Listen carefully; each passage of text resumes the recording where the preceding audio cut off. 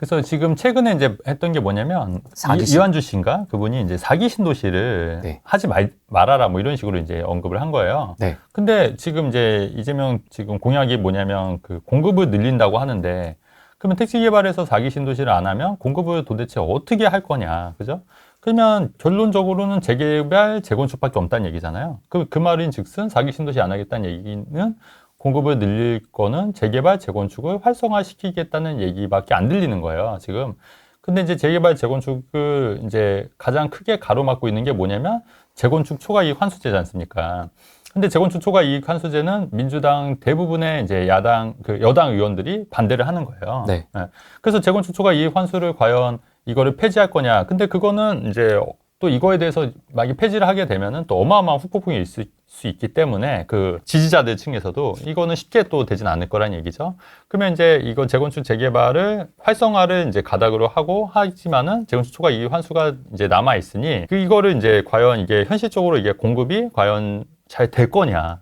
이것도 또 이제 관건이라는 거죠. 이거 엄청 걸리적거리지 않습니까? 재건축에. 그럼요. 예, 이것도 이제 말이 많은 게 또 예전에 문재인 정권에서 왜 통계 조작해서 지금 소송도 걸려있고 난리도 아니에요. 그 통계 조작 때문에. 몇 차례 조작. 네. 그래서 그 통계 조작 때문에 재건축 초과이익 환수가 재건축 초과이익이 더 많이 나온 거 아니냐. 맞습니다. 그래서 지금 소송이 걸려있고 그것도 아직 해결이 안 된 상황이고요. 네. 그러니까 어떻게 될지 이게 굉장히 복잡한 문제거든요. 근데 이거를 국민의힘에서 이거는 폐지하자고 얘기했던 건데 이제 어쨌든 그거는 야당에서 그러니까 민주당에서 반대해서 안 됐던 거고 전 야당에서 반대해서 안 됐던 건데 이거는 계속 남아있을 확률이 높다. 하지만 재건축 재개발을 활성화시켜서 공급을 하려고 한다. 스탠스를 하고 있다. 하지만 이게 현실적으로 저는 굉장히 시간도 오래 걸리고 불가능하지 않겠냐. 이제 이게 개인적인 생각이고 그러면 이제 지금 집값이 오르는 거를 계속 봐야 되느냐, 대책이 안 내놓을 거냐 했을 때 제가 볼 때는 최근에 그 은행권들 이렇게 좀 불렀어요. 그 기사 있지 않습니까? 네, 대출 관련. 그게 결론적으로 이제 압박하겠다는 거예요. 자연스러운 압박을 하겠다는 거예요. 대출은 이제 규제하겠다는 얘기거든요. 그래서 대출을 규제해서 이제 전면적으로 이제 대출 규제. 그러니까 제가 예상을 했던 게 대출 규제 카드가 가장 이제 현실적인 카드지 않았겠냐. 왜냐면 또 세금을 또 안 건든다고 했었고. 그러면 대출 규제를 하니까 이게 또 추후에 나중에는 제가 볼 때 이 대출 규제 예전에 그 문재인 정권 때 왜 15억 대출 금지 있었잖아요. 네. 15억 그것처럼 또 15억, 20억 대출 금지가 또 이루어질 수 있다. 근데 이제 지금 그래서 시장 분위기는 어떠냐면 대출가 금지되고 뭔가 규제가 나올 것 같으니까 사람들이 좀 약간 몸을 움츠리고 있는 그런 상황이라고 보시면 돼요. 그러니까 뭔가 두려움들이 있잖아요. 그러니까 네. 좀 약간 좀 때를 좀 기다려보자. 그래서 지금은 전반적으로 좀 잠잠하고 그리고 이제 주시장이 또 요새 워낙 좋다 보니까 저도 지금 주식 투자 지금 하고 있잖아요. 이렇게 물 들어올 때 또 배 져야 되는 것처럼. 그러니까 저도 지금 주식 투자하는 것처럼 사람들의 관심이 또 주식 투자로 좀 많이 좀 기운 것 같기도 해요. 또 이제 많이 지금 3천 넘고 뭐 그렇게 하고 있으니까.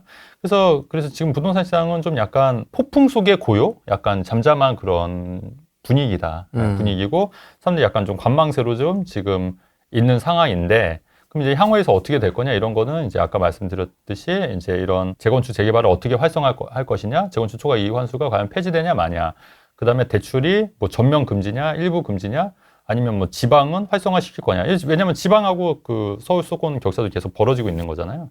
그래서 이거를 투트랙으로 가야 된다는 얘기도 많이 있어요. 왜냐면 서울 같은 경우, 강남이나 서울 같은 경우는 뭐 한다고 하더라도 어쩔 수 없다고 해서 한다 하더라도 한 게 꼭 좋은 건 아니겠지만 그러면 이제 지방같이 같이 규제하면 이것도 말이 안 되는 거잖아요. 그렇기 때문에 뭔가 좀 투트랙으로 가지 않을까 좀 개인적으로는 좀 그렇게 보여지고 있고 상황은 조금 약간 잠깐 일시 멈춘 상태이지 않을까 이렇게 좀 보여지고 있어요. 시장 상황. 네. 실제로 현장에서는 네. 중개업도 네. 하시니까요.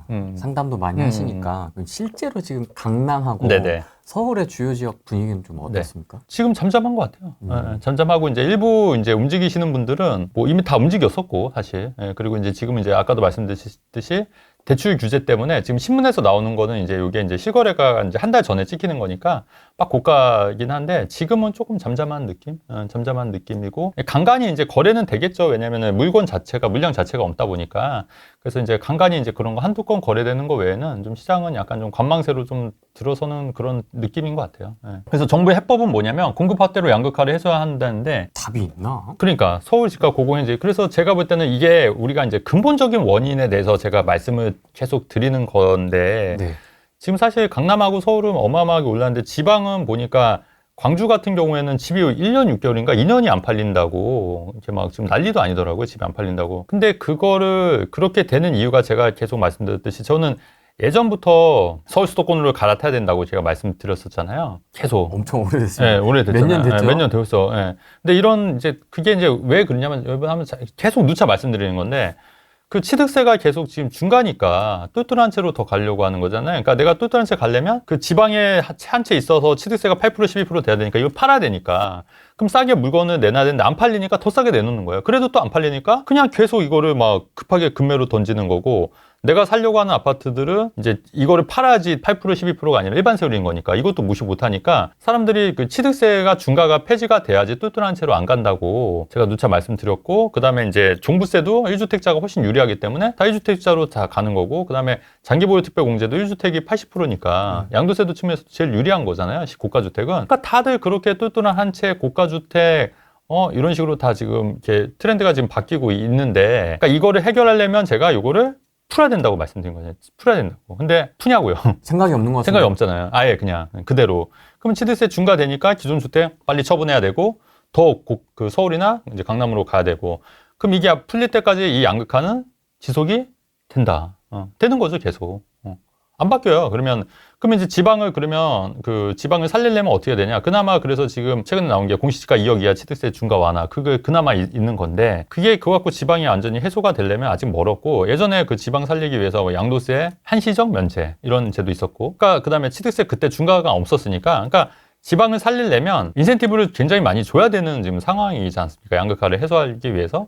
그러면 근데 그런 거를 지방을 살려야 되는 그런 제도들이 계속 나와야 되는데 지금 뭐 깜깜무소식이고 대출 규제 카드만 지금 만지작거리고 있는 거고 대출 규제도 과연 지방까지 같이 대출 규제 카드를 막아버리면 실수자들이나 이런 사람들은 지방은 하나도 안 올랐는데 도대체 뭔 피해냐는 거죠. 그러니까 그런 거에 대해서 문제의식을 갖고 이제 생각을 해야 되는데 정책 입안자들이 이런 생각을 하냐? 하는 것 같아요? 안 하는 것 같아요? 지금 부동산은 지금 관심 받게 안 해요. 안중에도 없죠. 지금 저 어떻게 25만 원 줄까? 네, 어떻게 맞아요. 해야 극적인 효과를 낼까? 그 쪼갠 거 맞아요. 이따가 얘기하겠습니다. 맞아. 이따 얘기해. 관심이 없죠. 지금. 그래서 고심이 깊기 때문에 정부의 해법이 따로 없어요. 네. 그러니까 그런 거 중과 완화가 되고 하지 않는 한 그냥 이대로 계속 간다는 거예요. 뭐 미분양 뭐 혜택을 주거나 뭐 예전에 뭐 그저 한시적 뭐 비과세 면제라든가 이런 양도세 면제라든가 이런 혜택을 돼야 되는데 네. 안 될 거야, 안 될 거. 그냥 그대로 간다는 거죠. 뭐. 그래서 이것도 이제 아까도 말씀드렸듯이 정치 얘기는 좀 뒤에 얘기하고. 자, 그러면 이제 우리가 이제 또 해야 될 일은 뭐냐면 아까 이제 공급한다고 그랬잖아요. 근데 3기 신도시, 4기 신도시 안 한다. 그러면 서울에 지금 재개발, 재건축 활성화 되는 건데. 네. 그럼 이런데 아무래도 속도 붙을 거 아닙니까? 그죠? 성산시청. 성산시청이나 이제 뭐 미미삼 이렇게 얘기해갖고 이런 재건축 단지도 있잖아요. 그러니까 이런 데가 계속 갈 거다. 이런 데는 계속 갈 거다. 그래서 이런 데를 좀 관심 있게 보시면은 괜찮고 여기는 뭐 많은 전문가들이 또 많이 얘기했던 지역이기도 엄청 얘기 하고. 많이 나와요. 네, 질문도 그래서, 엄청 네네. 많고 그죠? 네. 그래서 이런 데는 또 성산시청이나 이런 데도 이제 문 초기이긴 하지만 그래도 이게 속도가 빨라지면은 좀 괜찮지 않을까. 이런 관점을 보셔야 되는 거고 그다음에 기존의 이제 신축, 그죠? 신축들도 이제 계속 가는 거고 그래서 이런 부분에 대해서 이런 데는 아직도 그렇게 많이 오른 건 아니다. 강남이나 이런 데 비해서 그렇게 많이 오른 건 아니고 또 이제 새 아파트가 될 수도 있기 때문에 이런 데는 조금 더 관심을 가져볼 만하지 않을까. 그죠? 그래서 이렇게 갖고 왔어요. 양천 신흥시형 아파트도 있네요, 여기도. 이제 신흥시형 아파트라고. 예전에 저 살던데. 모르는 네, 동네입니다. 네, 신호동 있어요. 그 양천구에 신흥시형 아파트. 여기도 되게 오래됐는데 입지가 썩 좋은 건 아니지만 그래도 뭐 목동이랑은 멀지 가깝고 신호동에 있어요. 근데 여기는 이제 그 신호동은 아시다시피 그 단점이 뭐냐면 비행기 소리가 너무 많이 나요. 신호동 고강동은 어쨌든 뭐 이런 부분. 그러니까 이런 부분도 좀 관심. 그러니까 이런 기사들이 여러분 다 돈이에요, 돈. 그러니까 이런 기사들을 보시면 좋을 것 같다. 그러니까 꼭 이런 데를 당장 들어가라 한 게 아니라, 그러니까 여러분들한테 관점을 설명드려요. 관점을. 그럼 앞으로 어디가 더 움직일 것이냐. 그러면 이제 이런 재건축 단지들, 이런 단지들도 좀 관심 있게 보셔야 될 것 같고, 그 다음에 만약에 이제 이런 거죠. 그러니까 전략적으로 또 말씀을 드리면, 이제 똘똘한 한 채를 대출을 많이 받아서 한 채를 사서 그거 빚을 갚고 하시는 방법이 있고요. 첫 번째 방법. 그게 많이 이제 주장하시는 분들 있잖아요. 대출 많이 받아서 이제 열심히 벌어서 빚을 갚아라. 근데 저는 이제 그거를 어떻게 하냐면, 이런 재건축 아파트 사고 사업시행인가 난 이후에 대체주택 비과세를 활용해서 2주택 비과세를 받는 방법도 제가 다 설명드렸어요. 그러니까 이 두 채지만 비과세 받아서 또 할 수 있는 방법들. 그러니까 재건축, 재개발 사고 나서 사업시행인가 이후에 대체주택 비과세 사서 1년 거주하고 또 여기 들어서 살면은 비과세 받는 전략. 그렇게 해서 자산을. 그러면 이런 거를 하려면은 돈을 올인해서 하면 돼요, 안 돼? 안 되겠죠. 좀 남겨놔야 되는 거예요. 남겨놔야 되는 거예요. 그러니까 그렇게 해서 이제 2주택 비과세를 받는 방법이 있고. 양질의 재건축을 투자하는데 돈이 남을 수 있을까요? 그러니까 이제 그러니까 단계를 좀 낮추는 거지.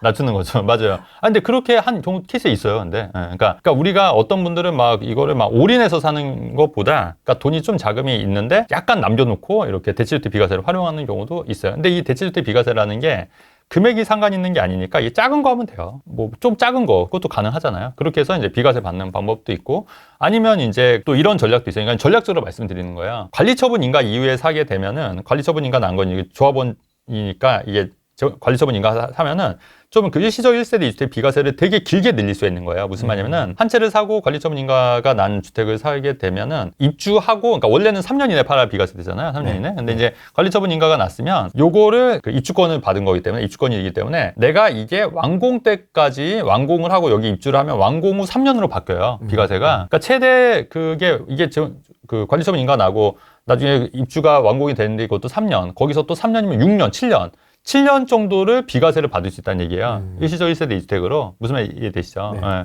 그러면 사실은 이것도 정말 무시 못하는 게 관리처분 인가가 나서 이거를 내가 입주를 만약에 여기 한다고 하면은 기존 주택을 어마어마하게 오래 갖고 가도 비과세가 되니까 그게 또 어마어마하게 할 수가 있는 거거든요. 그래서 제가 항상 누차 말씀드리는 게 여러분 1주택 때 1대1의 상급지로 이동은 힘들다.